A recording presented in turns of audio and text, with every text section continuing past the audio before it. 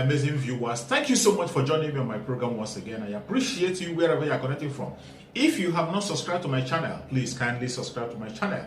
Click the notification bell so that you'll be notified each time I upload a video.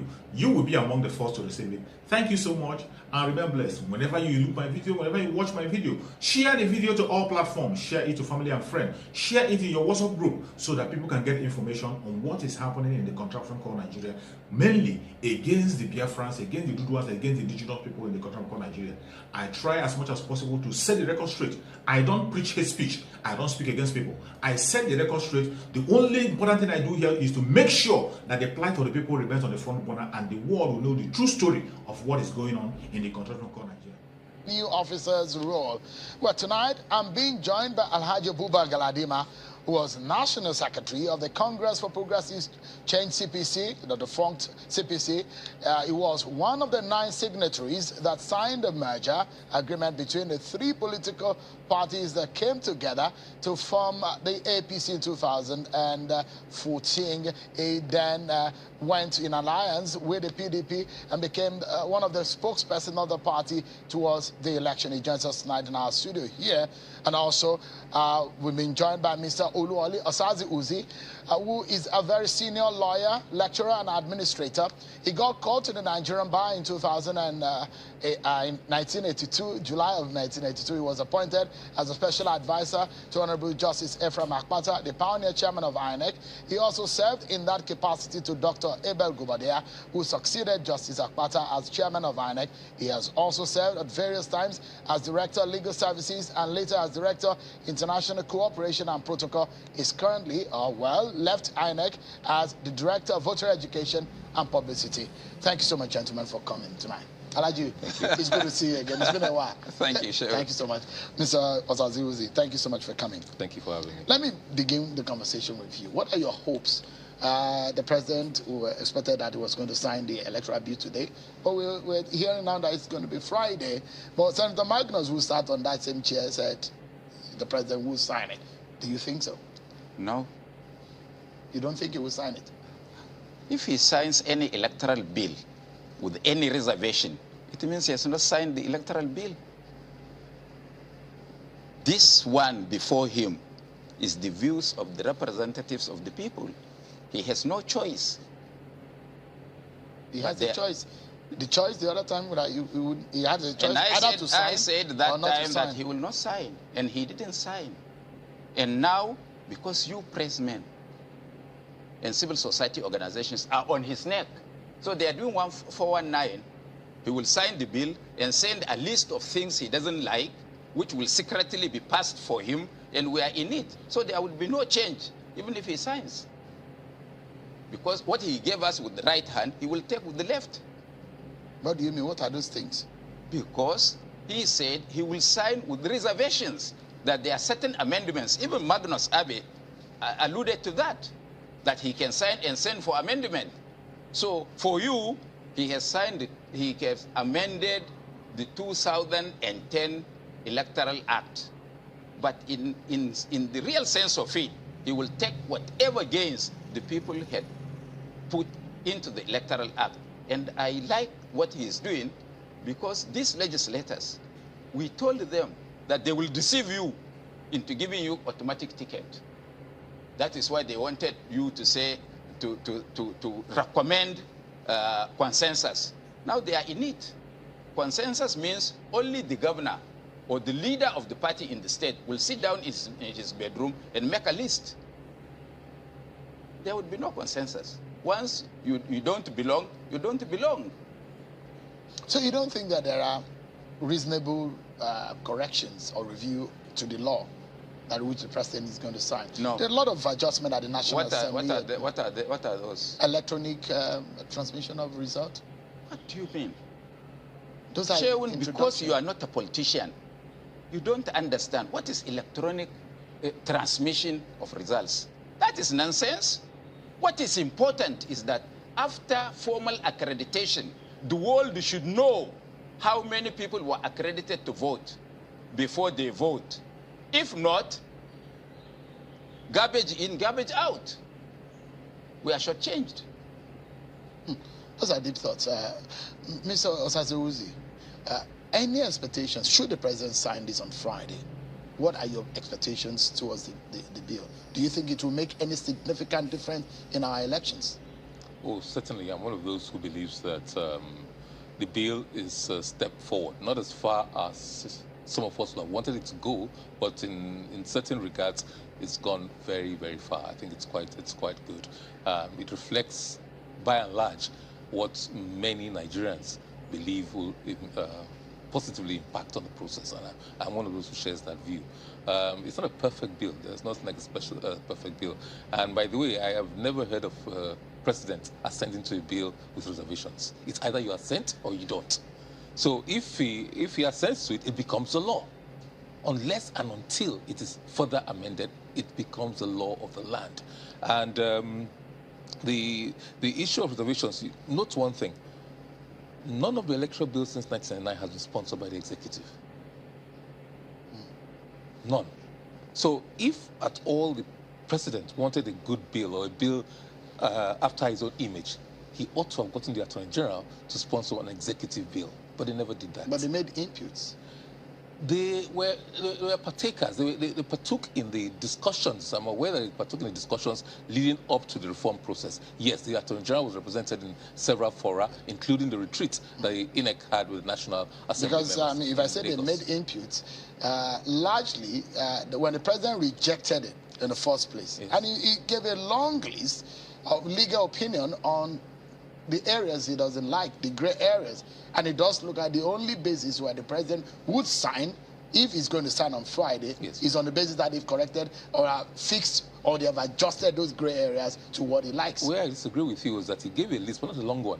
Only 2 or 3 areas. No, there are more. In fact, the legal notes that he gave... typographical errors, there are 1 or 2 substantive matters that he disagreed with. For example, the choice as to whether it should direct, whether the party should have a choice whether to direct or indirect, and then gave a long explanation as to his reservations about assenting to that mandatory direct primaries. There's a long explanation, but the clauses in the bills were limited. And there's an interesting thing about this is that he only gave 2. And in the meantime, the methods of direct or indirect primaries. But in their wisdom, the National Assembly went and added a 3rd, which arose from an interview he granted to a media house. That was never part of his reservations. The China's television interview with him, consensus. Consensus was never in our laws. It was never in the letter he sent to the National Assembly. It was never there. No, he just muted it. He just muted it after he had rejected the bill, after he had declined assent. He muted that in a fora, not ex cathedra, outside of the province of the constitutional rules. Was consensus needed to have been captured? I don't think so. I think, to me, it is probably unconstitutional. It probably is, because the Constitution realizes and states that your Constitution of every party should state a method of electing delegates for elections and delegates for congresses and conventions. So it has to be democratic. That position is ultra-biased? It probably is. And could be challenged? Oh, certainly it can be. Just like that's not the only position that's ultra-biased. Even the question of certain, what they call political office holders not being delegates is... And that if you are a delegate, you have to resign before you become eligible to contest. That is not within the province of the National Assembly to do, because that's a constitutional requirement. The issue of qualification and disqualification is constitutional. So you cannot buy electoral and legislation cannot stand in the way of the Constitution. It certainly cannot. Let me get the view, because Alhaji Galadima, you are one of those who put together the national movement. Alongside the former governor of Kano State, who was on the program here yesterday, and we're looking at the spirit and the letters of the agenda that you have for Nigeria. And one will ask the question, what is different? You have been in CPC, you have been in APC, you worked with PDP. What is different? If the president signs this bill into law, are you hoping that our election will give the kind of image or the kind of picture that you want of Nigeria to pass in 2023? Let me first address an issue raised by the barrister.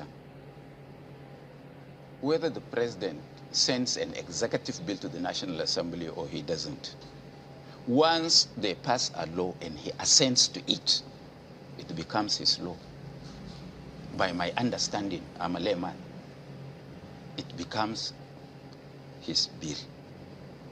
That is one. Two, I also want to differentiate two things.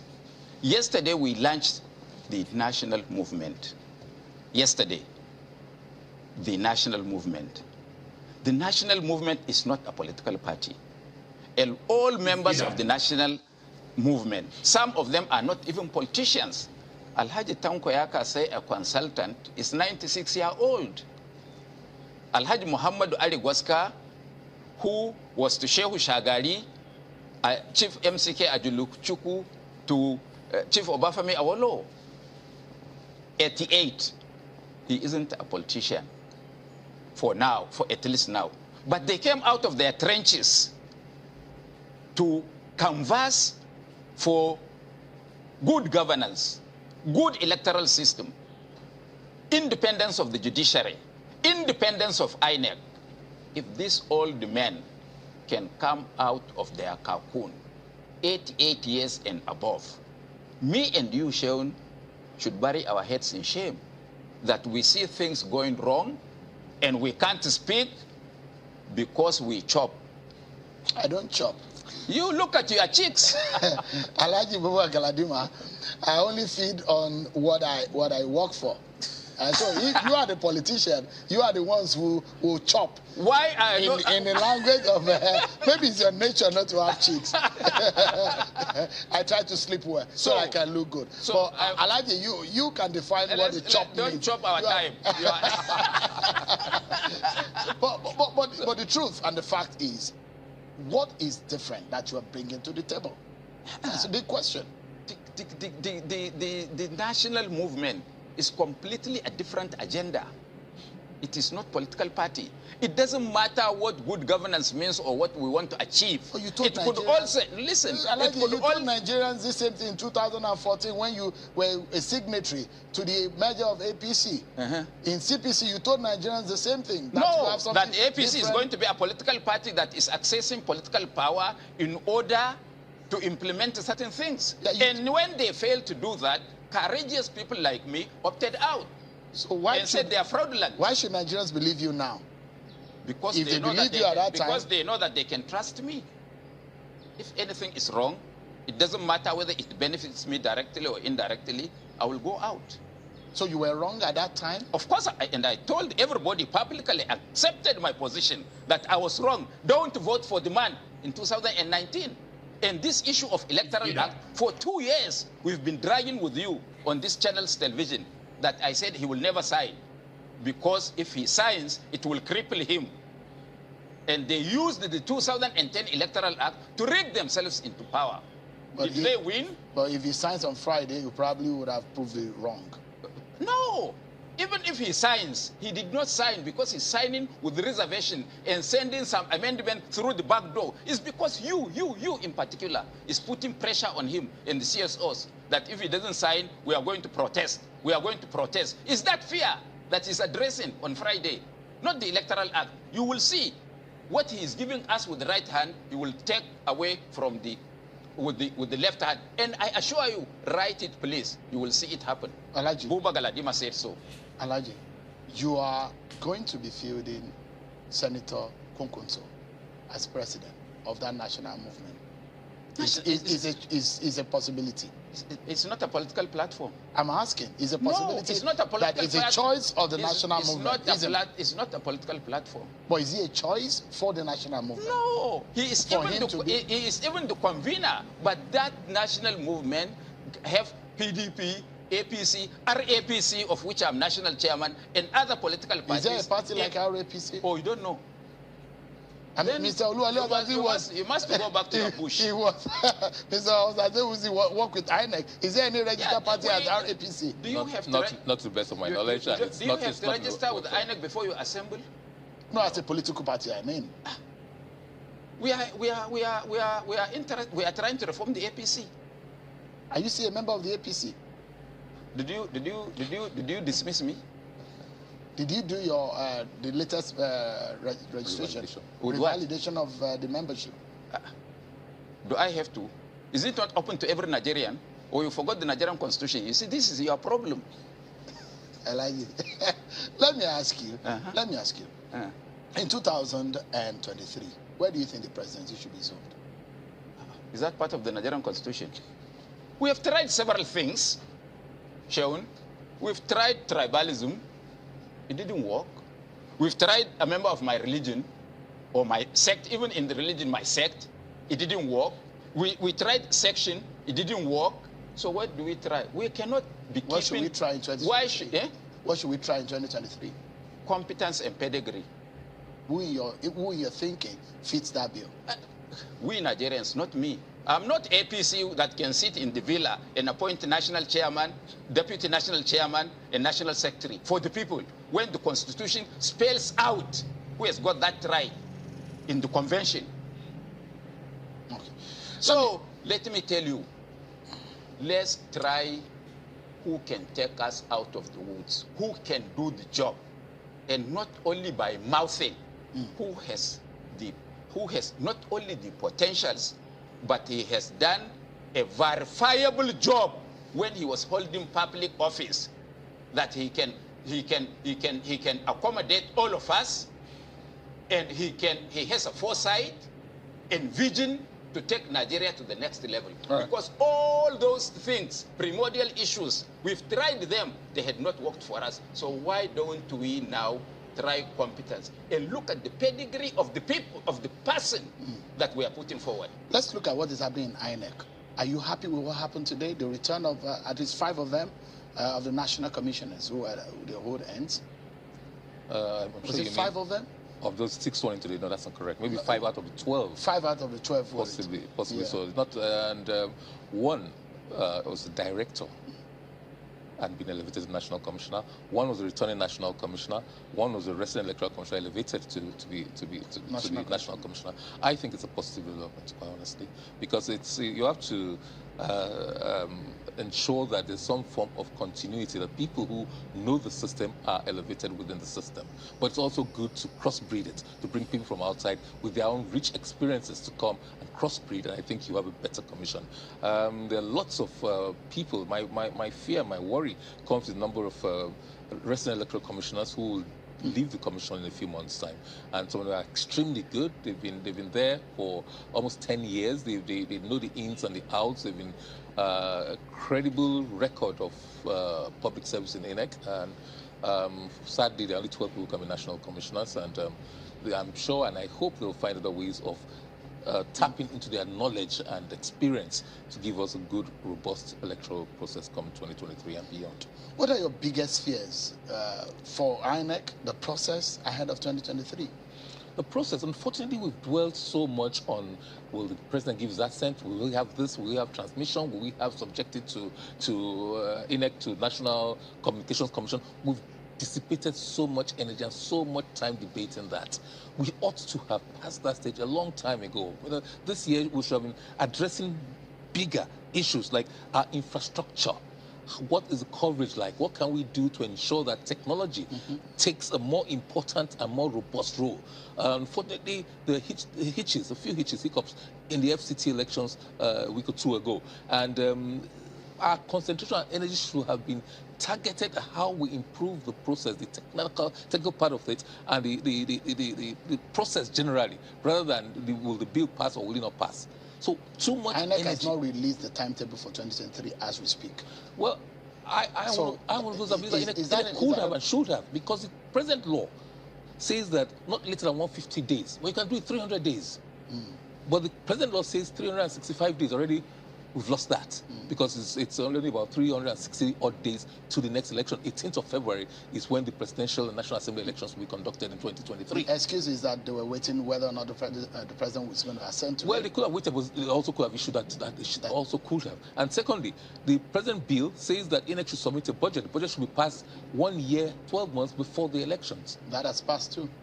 Sorry? Because, I mean, that window also had... We passed that window. But I'm aware that in the 2022 budget, I think some provision has been made. But in the electoral amendment bill, hopefully that will be signed by the president on Friday. And by the way, it becomes the law of the land. You're quite right. Not the president's bill, not everybody. Binding on everybody. The president, you and I, and everybody else. It's binding on them. Now, the hope is that the budget should have been worked out and sent to National Assembly and passed by the National Assembly by last week, by Monday. By last week, Monday. But But that bill, we lost that. But if it signs on Friday, I'm sure that INEC will be prepared I think INEC will be able to present the bill. So those parts that have not been taken care of in the 2022 budget will now be taken care of. And as a matter of urgency, very urgently, the National Assembly has to consider that budget and probably pass that budget so that we know we don't run into another logistic problem. Alhaji, you are going to send us packing on the program tonight with your parting shot. What are your expectations? I'll try to drag you back in another few days because there is so much more to talk about. But give us your parting shot. What are your expectations and hope ahead of 2023? You see, one thing I learned in life, especially with these people in government, is that I can't beat my chest for any Nigerian again. Even myself, I doubt myself now. So Nigerians should be on the alert because all they do is to serve their self-interest. And we must resist that. After all, we are their bosses. We voted for them. They claimed we voted for them. So it is our interest, not their interest, that they should work on. And I beg INEC, they have a date with history. They are working for the Nigerian state and the Nigerian people. They are not working for any government. And they should not be toiled with. I said here, times without number, that I visited Ghana. Professor Ofere Gang, as the chairman of Ghana Electoral Commission for 23 years, never visited the villa except once. And that one, I mentioned the reason. He was an independent electoral empire. Here, you hear all sorts of things. Thank you. Alhaji Galadima, the national chairman of RAPC, if there is any political party as that, but that's what you say, you are, and a member of the national movement. Thank you so much. It's good to see you again, Alhaji. You need to come back. We need to have another conversation. I'm waiting for that day. So 1 hour. Yeah, no problem. You get it one of these days. So, always a pleasure having you to come on the show. Thank you so much for the experience you've shared with us. Thank you so much for your patience to watch from the beginning to the end. I hope you have learned something from the video you have just watched. The video you have just watched is to bring information to your doorstep and for educational purpose. It is not to demonize anybody. Let us watch continuously and see who can be able to make a sense out of every nonsense we are seeing. We must continue. We move. It doesn't matter what they do. It doesn't matter what they say. They will kill us. Kill them. At the end of the day, Biafra is here. Thank you for watching. If you have not subscribed to the channel, please kindly subscribe to the channel. Click the notification bell so that you're notified each time I upload a video. You will be among the first to receive it. Thank you and remain blessed. Bye-bye. See you